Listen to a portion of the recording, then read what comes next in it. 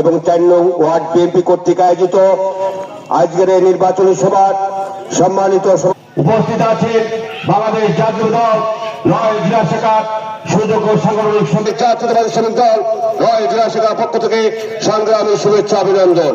সংগ্রামী ভাইরা আমার, আপনারা ইতিমধ্যে অবগত হয়েছেন 2026 সালে ফেব্রুয়ারি মাসে জাতীয় সংসদ নির্বাচন অনুষ্ঠিত হবে।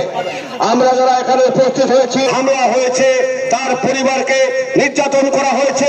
সংগ্রামী ভাইরা আমার, আমরা দীর্ঘ 17 বছর আন্দোলন করে আমরা বিপুল ভোটের মাধ্যমে মনিরুল ভাই খানের শীষের প্রতীকে আমরা প্রার্থীকে বিজয়ী করতে পারি না।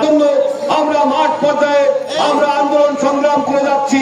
তারই ধারাবাহিকতায় আমার প্রিয় নেতা জনাব তারেক রহমানকে আমরা বলবো যে এই আসনে আমাদের প্রিয় নেতা আলহাজ মনিরুল ইসলামকে যদি নমিনেশন দেয়, আর আমরা যদি সেই নমিনেশন পাই, আমরা মনে করি বেগম খালেদা জিয়া এবং তারেক রহমানকে আমরা ৯-২ আসনে আমরা উপহার দিতে পারবো।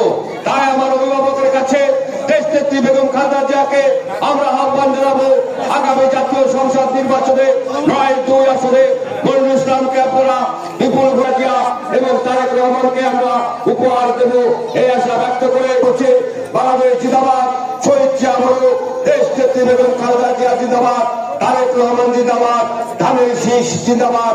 সকলকে ধন্যবাদ।